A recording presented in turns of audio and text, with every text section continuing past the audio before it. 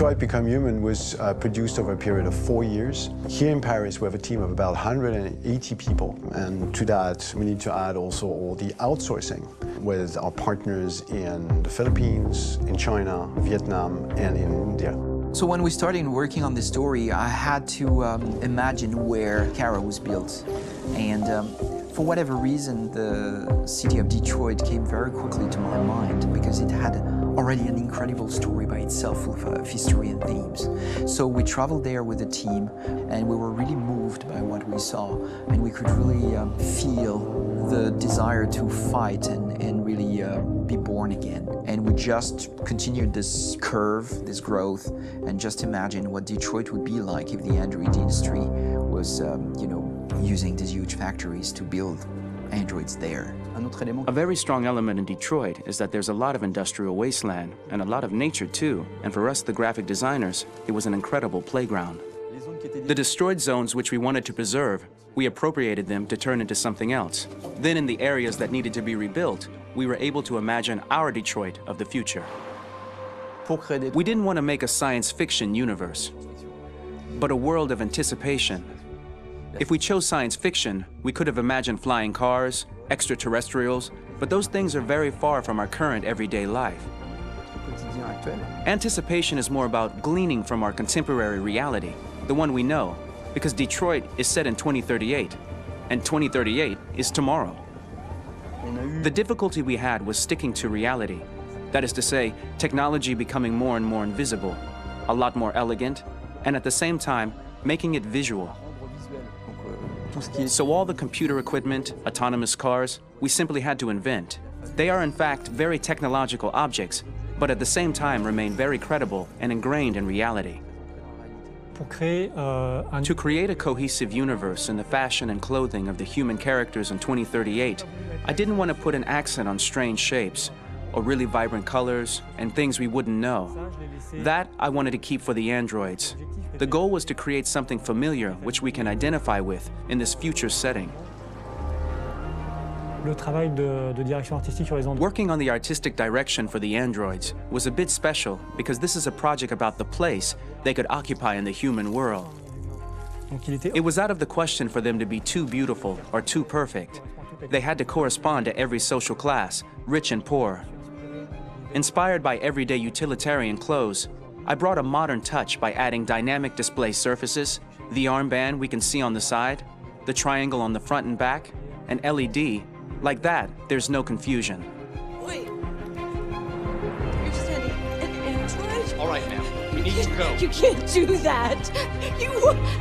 Why aren't you sending a real person? Once we cast the actors, we travel to meet them in order to scan their faces.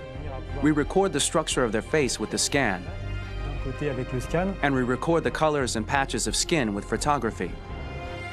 Once we have this information, we will use this as a basis for modeling and creating the characters. The artist will make it more realistic, but will also enrich it. He will propose ideas which we will develop together. Finally, we will have a character with character who corresponds to the project and the world. When the actors come to Quantic Dream, we show them the design, what their image will be, and what they will look like in the game. This extra information gives them another dimension and color to connect with emotionally. It helps them think about how to play their character. Your mission. That's all you care about, huh? You should consult a professional who can help you. Beat it, you hear me? Get the hell out of here! So there are 3 types of shoots at Quantic Dream. Shooting and performance capture, where you capture the whole actor, his voice, his face, and his body. These shoots are obviously done with American actors because the game's original version is in American English. After that, there are the body-only shoots, representing around 250 days of filming, while the performance capture is 100 days of filming. Now, body-only shoots, there are 2 types. There are the action shoots and the technical shoots, which are mokit shoots. Mokit is when the player controls a character on the screen, and he moves in an environment to explore it. This is of particular importance at Quantic Dream, and therefore we shoot a lot to offer a unique context for each scene and each character.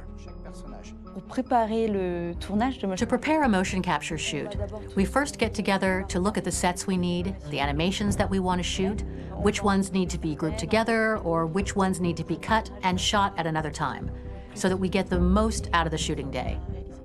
This often means shooting scenes out of order, especially those with big props or accessories, like a big car, for example. So we shoot all the animations related to that particular prop first.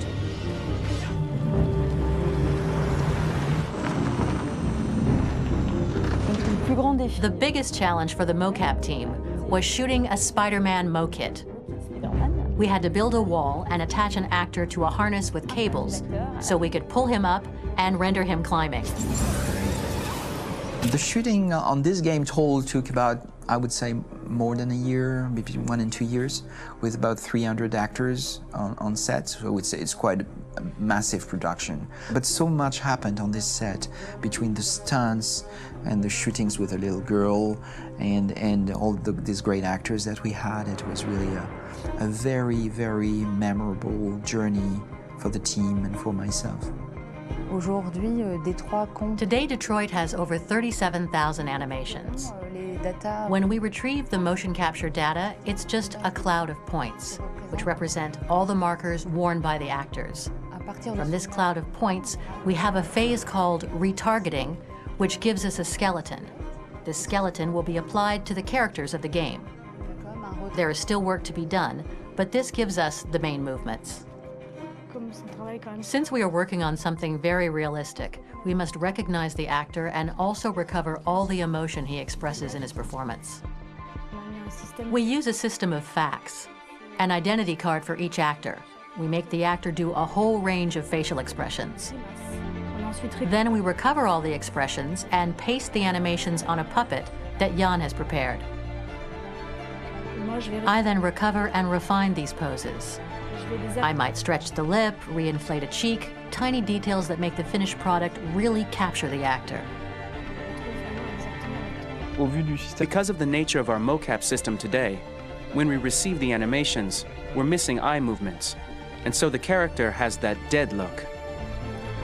He really has no eyes, so then it's a big part of the work for the animators to find the regard of the actor in relation to his position, in relation to the body, etc.